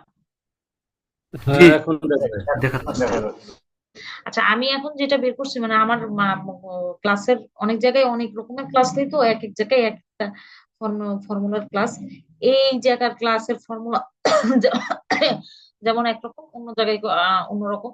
তা আমার এই এক্সেল যেটা, এটা হচ্ছে জার্নাল থেকে, জার্নালে ইনপুট করলে ওইদিকে চলে যাবে, একদম ব্যালেন্স শিটে চলে যাবে। আবার কিছু আছে ট্রায়াল ব্যালেন্স থেকে ব্যালেন্স শিটে যাবে। এখন এখানে মানে অটোমেটিক, এখানে আপনি যদি 5,000 টাকা ইনপুট দেন, তাহলে অটোমেটিক দেখবেন এখানে কমে যাচ্ছে। দেখেন আপনার অ্যাসেটের এইটা এটা কমে গেছে already। আবার আপনি যদি এখানে ইনপুট এটা উঠাই দেন, তাহলে দেখবেন 10 লাখ গেছে, মানে শেয়ার ক্যাপিটাল টাকাটা খালি দেখছেন। এই যে আচ্ছা, এইখানে আমরা এখন ইনপুট এর কথা বলি। ইনপুট হচ্ছে, আমি ধরতেছি প্ল্যান্ট এন্ড মেশিনারির জন্য আমার সে ফর এক্সাম্পল $10 লাখ আমি নিছি, $10 লাখ নিছি। এখন এটা সাথে আমি অবশ্যই, আপনি এটার সাথে আদার্স যে আপনার যে ডিউটি টিউটি আছে বা যা যা আছে আর সব এটার সাথে আপনি নিয়ে নিবেন। সে আপনার ওই এটি বা যা যা এটার সাথে রিলেটেড কস্ট, ডাইরেক্টলি অ্যাট্রিবিউটেবল, সব তো এটার মধ্যে নিবেনই। এটা ছাড়াও আরো কি করবেন সেটা বলি। এটা ছাড়া আপনার মনে করেন এই $10 লাখ আমি বাইরে থেকে নিছি, নেওয়ার পরে আপনার 4 লাখ টাকার একটা চার্জ আসছে, সেই 4 লাখ টাকা আপনি কি করবেন? এই 4 লাখ আপনি বলুন, 4 লাখ 4 লাখ আপনি স্ট্রেট অ্যাসেটাইজ করে ফেলবেন। এখানে অ্যাসেটাইজ করে ফেলবেন এবং এখানে কি করবেন, এখানে এসে এইখানে এই শর্ট টার্ম বা লং টার্ম হোয়াট এভার কিছু যেটাই থাকবে, সেই লোনের এখানে ক্রেডিট সাইডে দিয়ে ফেলবেন আপনি। এখানে ওই 4 লাখ টাকা, সে আপনি 10 লাখ লোন নিছেন, সাথে 10 লাখ লোন নিয়ে যদি আপনি অ্যাসেট কিনেন, এখানে 10 লাখ লোন নিয়ে আপনি অ্যাসেট কিনছেন 10 লাখ, 14 লাখ। আর এখানে আপনি যখন লোনের জায়গায় যাবেন, 10 লাখ যেহেতু প্রথমে লোন নিছেন, প্রথমে আপনি 10 লাখ লোন নিছেন, মনে করেন আপনি এইচএসবিসি থেকে নিচ্ছেন, এইচএসবিসি ইসের থেকে নিচ্ছেন, তো 10 লাখ প্রথমে লোন নিছেন, 10 লাখ তো আপনার আছেই, কি বলে এটাকে, লোন আছেই। তখন লোন তো ক্রেডিট করছেন, ক্রেডিট করার পরে আপনি অ্যাসেট কিনছেন, সো অ্যাসেটের সাথে ওইটা যোগ হবে, সাথে ওই 4 লাখ টাকা এখানে যোগ হয়ে যাবে। এই হয়ে আপনার এটা ম্যাচ হয়ে গেল, বাস 24 লাখ হয়ে যাবে। এইটার ইমপ্লিমেন্টেশন হচ্ছে এরকম।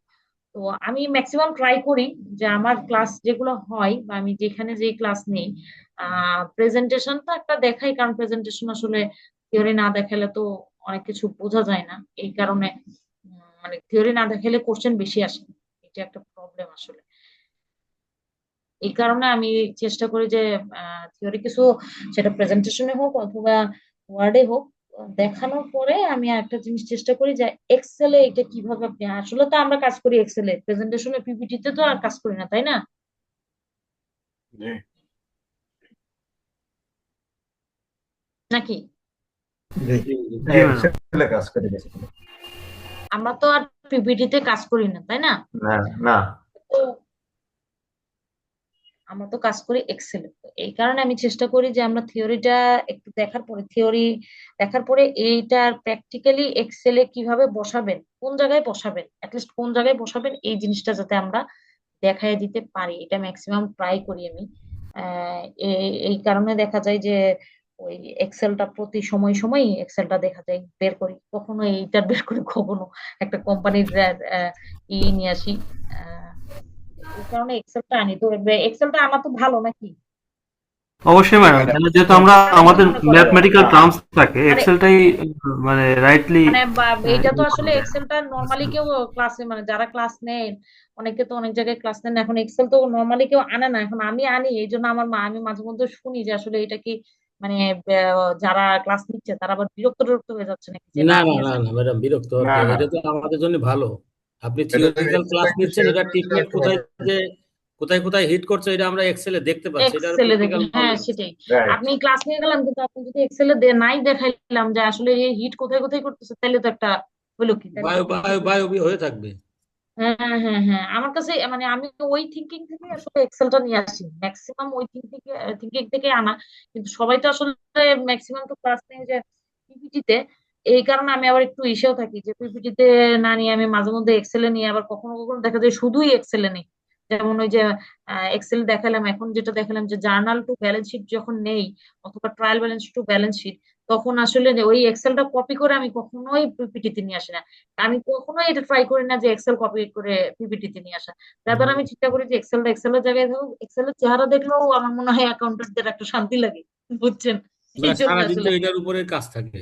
হ্যাঁ হ্যাঁ, যে সারাদিন যেখানে যা করুক না কেন ওইটা আবার ইয়েতে এক্সেলে নিয়ে এসে কনভার্ট করে অ্যাডজাস্টমেন্ট করে কনভার্ট তারপরে করতেই দিতে হয়, হয়। তাহলে খামখারি দিন শেষে যে অ্যাডজাস্টমেন্ট আমার এক্সেলে আসে হয়। হ্যাঁ হ্যাঁ হ্যাঁ, সেটাই তো।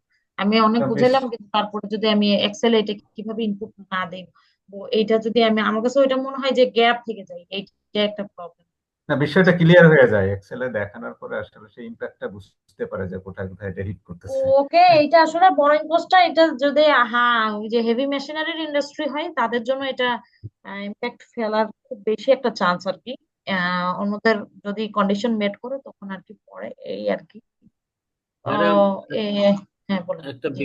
বিষয় যে বললেন এটিটাও যোগ হবে বললেন মনে হয়, সম্ভবত ভুল না হ্যাঁ করলে। হ্যাঁ। এটিটা তো আমরা ভ্যাট রিটার্নে এনজয় করে ফেলি, সেক্ষেত্রে অ্যাসেটাইজ। না না না না, আমি এটিটা বলতে বলতে বলছি কি, বেসিক্যালি এটি বা ইসের রিজন হচ্ছে আপনার এই অ্যাসেট আনতে যে, এই জি, অ্যাসেটটা এই পর্যায়ে আনতে যে মানে এটি জাস্ট আমি বললাম বলতে যে স্লিপ অফ টাং এর বলতে পারেন একটা সেক্ষেত্রে বলে ফেলছি। মোট কথা হলো ঘটনা হচ্ছে অ্যাট্রিবিউটেবল আপনার কস্ট। হ্যাঁ এই অ্যাসেটটা এই সিচুয়েশনে আনতে যে যা কষ্ট হয়েছে সবকিছু এটার মধ্যে শুধু হচ্ছে। কাস্টম ডিউটি থাকতে পারে আর কি। হ্যাঁ না না, শুধু কাস্টম ডিউটি কাস্টম থাকবে। ডিউটি মানে ভ্যাটটাও যোগ হয়ে যাবে যদি ভ্যাট থাকে, যদি হ্যাঁ হ্যাঁ, মেশিনারিতে ভ্যাটও ভ্যাট যোগ থাকে না। হবে, ভ্যাটও যোগ হবে, এটি এবং এআই ভ্যাটও যোগ এটা হবে। তো আমরা এনজয় করতে পারি, ওইটা বাদেই করা হয়। হ্যাঁ আপনার এটা ভ্যাটও আপনার যোগ হয়ে যাবে এইখানে, আপনার মোটামুটি আহ, যেটা আপনি ইডি, দিবেন ওটা তো আরডি আর ভিএটি, কোন কোন হ্যাঁ মেশিনারিতে হ্যাঁ যদি ইএসডি ডিএসডি থাকে না সাধারণত, তারপর যদি থাকে তাহলে সেটাও অ্যাড হবে আর কি। হ্যাঁ হ্যাঁ হ্যাঁ, ওই machinery SD, customs duty, VAT. কিন্তু এখন এইখানে একটা এআইটি এটি এগুলো তো আলাদা ইস্যু, ওইটা কিন্তু তো আলাদা। এইখানে আপনি তো একটা এটি প্রবলেম হয় ম্যাডাম, সেটা হলো বলেন বলেন। ট্যাক্সের সাথে, প্র্যাকটিক্যালের কথাই বলছি। হুম ধরেন আমি একটা মেশিনারি আমি নিয়ে আসলাম, ভারী মেশিন, কস্ট টস্ট করে সব হুম আমার মানে সেট আপ টেট আপ করে ইনক্লুডিং অল মিলায় ধরেন আমি একটা কস্ট আসলো। যখন ট্যাক্স অথরিটি এই আম, মানে অ্যাসেসমেন্ট শুরু করে, তখন তাদেরকে আমাদের বুঝাই দিতে হয় যে মেশিনটা আমদানি করে নিয়ে আসছি, আমদানি ভ্যালু এত, এইগুলো যোগ টোগ করে এত হয়েছে। হুম হুম হুম। অতিরিক্ত যে চার্জটা আমরা ওর সাথে করি এইটার উপরে তারা টিডিএস দাবি করে। তো কোনোভাবেই তাদেরকে বোঝানো যায় না যে ভাই এটা আমি মেশিনারি নিয়ে আসছি টার্ম লোনের মাধ্যমে, আমি এখানে এলসির এগেনস্টে আমার এই কস্টটা ইন্টারেস্ট পে করতে হয়েছে, আমার এইটা হলো এক্সচেঞ্জ লস হয়েছে, এই সবগুলো মিলায়ে আমি এটা এটা করেছি। আসলে কি, এটা হচ্ছে প্রবলেম কি, প্রবলেম হচ্ছে আমরা যদি না আমাদের আমাদের সেন্সে বা ন্যাচারালি আমরা করি কি, অডিট রিপোর্টটা জমা দিয়ে ফেলি আর সাথে ট্যাক্স রিটার্নটা অ্যাজ পার অডিটেড অ্যাকাউন্টস, মানে জি, এই ন্যাচারাল সেন্সে।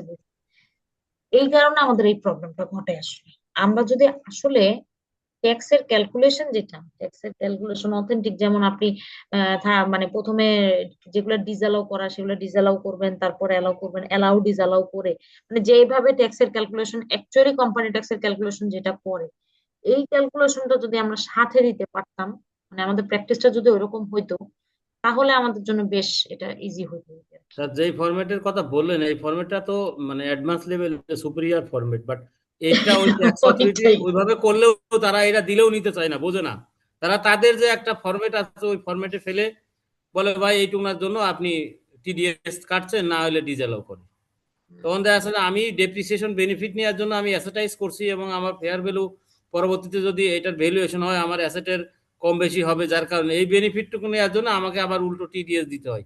এটা একটা ওয়ারিও ভাই, বিরাট। আপনি কোন কোম্পানিতে আছেন? আমি আকিজে আছি। আকিজ আছেন, যাক, আলহামদুলিল্লাহ, ভালো। আকিজে আছি, জি আকিজে আছি, ঠিক আমি আছে ওয়ালিউর প্র্যাকটিশনার আর ভাই, কি। আমরা জি, এটা নিয়ে আপনি ভাইয়ের কাছ থেকে নাম্বার নিয়ে আমার সাথে কথা বলেন, আমরা এটা নিয়ে ফোনে কথা বলবো, ওভার দ্য ফোনে আমরা কথা অবশ্যই বলবো, কেমন? অবশ্যই, ঠিক আছে ঠিক আছে, ইনশাল্লাহ জি ম্যাডাম, ইনশাল্লাহ। জি থ্যাংক ইউ। আচ্ছা, ইনশাল্লাহ আমরা কথা ম্যাডাম, বলবো। এক্সেল ফাইলটা হুম, একটু যদি দেওয়া যায় তাহলে দিয়ে দিয়ে বুঝি নেই ভাই। এক্সেল ফাইল যেটা দেখাচ্ছে। এক্সেলের মধ্যে তো কিছু নাই, মানে এক্সেলের না মধ্যে কিন্তু ওটা কিছু নাই, এইটাই দিয়ে দিব। একটা ফরম্যাট করা তো, হ্যাঁ তাই জন্য। হ্যাঁ, ম্যাডাম গত ক্লাসে তো দেওয়ার কথা ছিল স্লাইড বা এক্সেলটা, গত ক্লাসে ওই যে মানে যেটা ভেঙে ওই যে রিভ্যালুয়েশন রিভ্যালুয়েশন পিপি যে রিজার্ভের রিভ্যালুয়েশনের জন্য যে যেটা ইমপ্যাক্টটা। করছিলাম, জি জি জি, বেসিক্যালি পরে যখন এটা সেপারেটলি আমি করে দিতে দেখলাম, চাইছিলেন যে কোম্পানি সব না দিয়ে জাস্ট অতটুকু হ্যাঁ অতটুকু আমি আমাদের ওই দিলেই হবে। সেন্সেই অ্যাকচুয়ালি ওই সেন্সে আজকের এই স্লাইডটা, মানে আজকের যেটা এই যে এই এক্সেলটা কি দেখতে পাচ্ছেন আপনারা? জি জি দেখতে পাচ্ছি।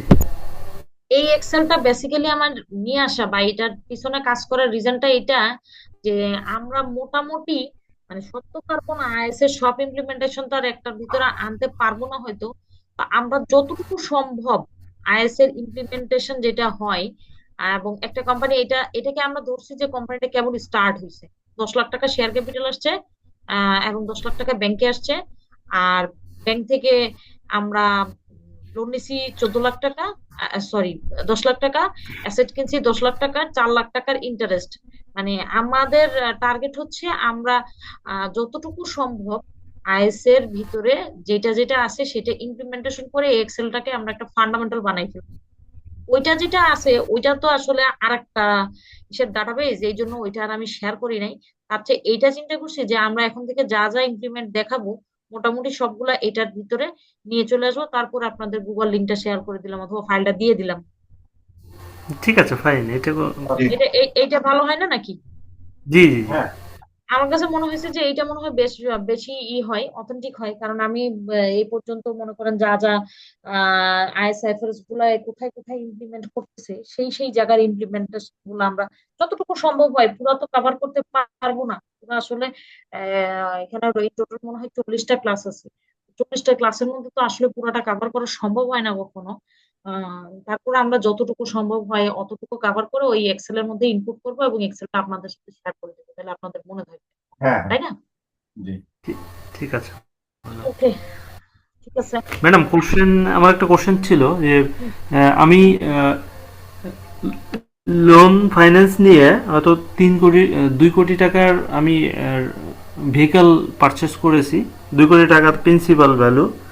তা আমি 5 বছর 10 ইয়ার পিরিয়ড, 5 ইয়ার্সে দেখা গেল আমার 3 কোটি টাকা আমি ব্যাংকে পেমেন্ট করলাম, 2 কোটি উইথ ইন্টারেস্ট 1 কোটি। এখন আমি যখন অ্যাসেট রিকগনাইজটা করব, ইনিশিয়ালি আমি কি প্রিন্সিপাল যে 2 কোটি টাকা ওইটা কি অ্যাসেট রিকগনাইজ করবো এবং লাইবিলিটি 2 কোটি টাকা নিব, না আমি একবারে আপনি ইন্টারেস্ট ইন্টারেস্ট সহকারে কি নিব? পরে দিচ্ছেন? আপনি ইন্টারেস্ট পরে দিচ্ছেন না, ইন্টারেস্ট আমি মান্থলি দিচ্ছি, মান্থলি দিচ্ছেন। প্রিন্সিপাল এবং ইন্টারেস্ট মান্থলি দিচ্ছি। হুম। আপনি যদি মান্থলি দিয়ে থাকেন, মনে করেন মান্থলি দিচ্ছেন বা দিচ্ছেন, তখন আপনি 12 মাসের টানবেন, মানে আপনি পুরা একদম 5 বছরটা একবারে নিয়ে আসবেন, ব্যাপারটা কিন্তু এরকম না। আচ্ছা হ্যাঁ, মানে আপনি আপনি যখন ইসে যাবেন তখন স্টেপ বাই স্টেপ আপনি এই বছরে যে ইন্টারেস্টটা, তারপরে বছর এইভাবে যাবেন। কিন্তু আমার অ্যাসেট ভ্যালু কি আমার 3 কোটি টাকা হবে না, ইন্টারেস্ট সহকারে হবে না? মানে আপনি অ্যাসেট কি কিনছেন 3 কোটি টাকা দিয়ে? না মানে ম্যাডাম, আমি অ্যাসেট তো হচ্ছে 2 কোটি টাকা। প্রিন্সিপাল ভ্যালু আর 2 কোটি, 1 কোটি ইন্টারেস্ট, মানে অ্যাসেট টোটাল ভ্যালু আমার 3 কোটি। এন্ড ইনিশিয়ালি আমি কত কোটি টাকা রিকগনাইজ করব? ইনিশিয়ালি আপনি অ্যাসেট কিনছেন 2 কোটি টাকার, তাই না? জি জি ইনিশিয়ালি আপনার কোয়ালিফাইং অ্যাসেটের জন্য আপনার লাগছে তো 2 কোটি। জি আচ্ছা, প্রথমে আপনি 2 কোটি দিলেন, তারপরে আপনার যখন এর পরের স্টেপে যে অ্যাসেট আসবে সেই অ্যাসেটটা, যে কি বলে, এর পরের স্টেপে যখন ইন্টারেস্ট আসবে তখন ইন্টারেস্ট আবার দিবেন। আচ্ছা, তখন আমি যখন প্রতি মাসে ইন্টারেস্ট এবং প্রিন্সিপাল পেমেন্ট করব, তখন ইন্টারেস্টটা কি আমি অ্যাসেট ভ্যালুর সাথে যোগ করব? আপনি মানে ইন্টারেস্টটা আপনি কেন যোগ করতেছেন খেয়াল করেন, ইন্টারেস্ট এক্সপেন্স করতেন, ওই ইন্টারেস্ট এক্সপেন্স ডেবিট না করে অ্যাসেট ডেবিট করতেছেন, আর লোনের সাথে কিন্তু ইন্টারেস্ট পেয়েবল আপনি এটা অটোমেটিক যোগ করেই যাচ্ছেন। জি বুঝতে পারছেন? তারপরে যখন মানে পেমেন্ট করতেছেন তখন তো লোন, মানে কোন লোনের অ্যামাউন্ট ধরে লোন ডেবিট করবেন আর ব্যাংক ক্রেডিট করবেন। হ্যাঁ, লোনটা প্রিন্সিপাল ভ্যালু যেটা সেটা। না, আপনি লোন তো পুরোটাই ডেবিট করে ফেলতেছেন, ইন্টারেস্ট সহ ডেবিট করতেছেন। মানে আপনার এটা চেঞ্জটা কি খালি এইটা আমি বলি, আপনি ধরেন আপনার ডাইস 23 নাই, হ্যাঁ, আপনি ইন্টারেস্ট নিচ্ছেন, ইন্টারেস্টে একটা লোন নিচ্ছেন। প্রথমে লোন কি করবেন আপনি, লোনের টাকা আপনার ব্যাংকে আসলো, ব্যাংক ডেবিট করবেন আর লোন পেয়েবল ক্রেডিট করবেন, তাই তো? অ্যাসেট জি একটা ডেবিট, লাইবিলিটিস একটা ক্রেডিট করলেন। আচ্ছা, এর পরের স্টেপে যান। পরের স্টেপে 1 বছর গেছে, 1 বছরে আপনি প্রথমে ইন্টারেস্ট এক্সপেন্স ডেবিট এবং লোন পেয়েবল বা ইন্টারেস্ট পেয়েবল হোয়াট এভার, এইটা তো আপনি আমি লোন পেয়েবল এর ভিতরে দিই। তো loan pay interest expense debit করলেন আর লোন পেয়েবল ক্রেডিট করলেন, এবং যখন পেমেন্ট করে দিচ্ছেন তখন লোন পেয়েবল ডেবিট করলেন এবং আপনি ব্যাংক বা ক্যাশ হোয়াট এভার ব্যাংক আপনি ক্রেডিট করলেন। এটাতে লোন পেয়েবল কমতেছে, ফুল ইন্টারেস্ট সহ লোন পেয়েবল কমতেছে, তাই না? 3টা জার্নাল। জি জি জি, কিন্তু আমার আচ্ছা, অ্যাসেটের সঙ্গে আমি যে ইন্টারেস্টটা অ্যাড করব সেটা কোন জার্নাল দিয়ে অ্যাসেটের করব? সময় আমি বলি, অ্যাসেটের সময় আপনাদের 3টার মধ্যে খালি মাঝখানের যে জার্নালটা ইন্টারেস্ট এক্সপেন্স ডেবিট করছেন এবং লোন পেয়েবল ক্রেডিট করছেন, এই মাঝখানের জার্নালটা খালি চেঞ্জ হবে, ইন্টারেস্ট এক্সপেন্স না হয়ে অ্যাসেট হবে। আমি কি আপনাকে জার্নাল দিয়ে দেখাবো এখন একটা? একটু দেখাতে পারেন না কেন? আমার এই ট্রিটমেন্টটা একটু আমি একটু কনফিউজ, তো আমার একটা আচ্ছা, দাঁড়ান, আমি একটা দেখাচ্ছি। ও আপনার এটা এত কনফিউজ থাকার কোনো দরকার নাই, আমি এখন দেখাচ্ছি। এটা দেখছেন তো না? দেখতে পাচ্ছেন এক্সেলটা দেখা যাচ্ছে? জি দেখা যাচ্ছে। আচ্ছা, প্রথমে আমরা কি করলাম, প্রথমে আমি একদম একদম ফার্স্ট জার্নাল যদি আমি বলি, প্রথমে আমার লোন নিছি, তাই না? জি ব্যাংক ডেবিট করছি 10 crore, আর আপনি ক্রেডিট করলেন কি লোন 10 crore, ঠিক আছে? ডেবিট একটা, ক্রেডিট একটা। এর পরেরটাই যান, পরের ইন্টারেস্ট, হ্যাঁ, ইন্টারেস্ট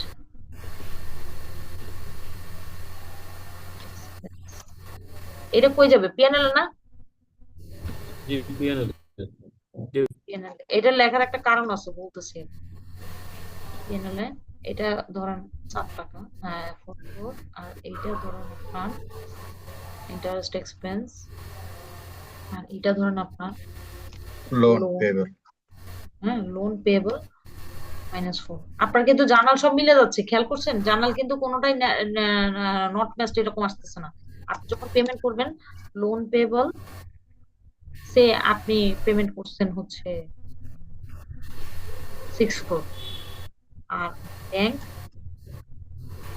-6, সব ম্যাচ না?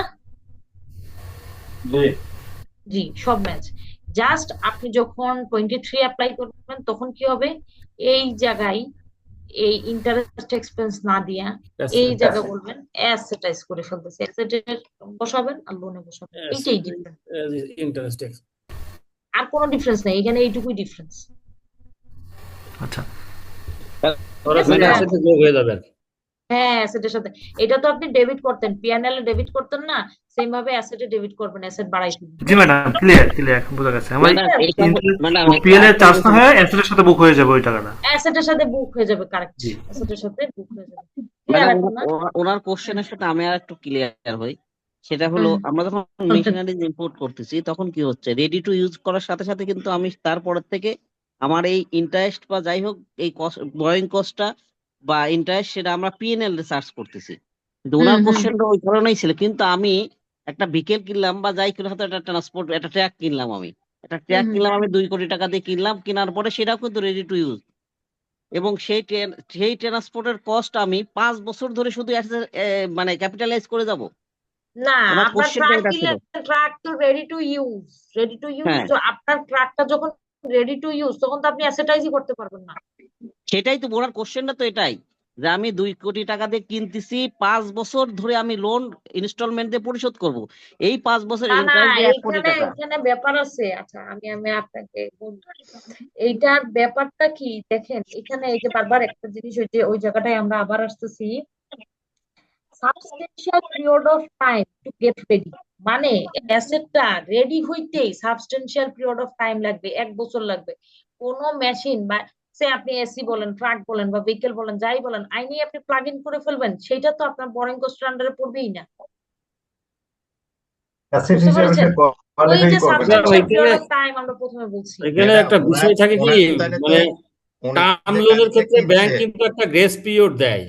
হুম হুম তো পরবর্তীতে যে গ্রেস ধরেন 6 মাস পর বা 1 বছর পরে ইন্টারেস্ট, সেই ইন্টারেস্টটা ওই সময় চার্জ করে কিন্তু পেমেন্ট করতে হয় না, ওটা পরবর্তীতে সে হয়তো প্রিন্সিপালের সাথে জোট করে পুরোটার উপরে আবার সে কিস্তি সিস্টেম করে দেয়। তো আমি আপনার কথাটা বুঝছি যে যেই পিরিয়ড পর্যন্ত আমার অপারেশনে যায় নাই তার আগ না পর্যন্ত আমি আজকে যে আমার কথাটা এই কথাটা এইটা না যে period পর্যন্ত অপারেশনে যায় নাই, ঘটনাটা এইটা না। আপনি একটা ট্রাক কিনে ফালাই রাখলেন, অপারেশনে যায় নাই, এইটা হবে না। না ঘটনা ট্রাকের ক্ষেত্রে হচ্ছে না, আমি ক্যাপিটাল মেশিনারিজের কথা বলছি আর কি। মেশিনারিজ এর ক্ষেত্রে একটা টাইম লাগবে সেটা রেডি টু ইউজ হইতে। মেশিনারিজ সে আপনি এখন একটা সিঙ্গারের ব্র্যান্ডের বা জুকি ব্র্যান্ডের একটা সেলাই মেশিন আনলেন, মেশিনারি আইনি তো আপনি ডাইরেক্ট ইউজ করতে পারবেন, না ওইটা না। না না।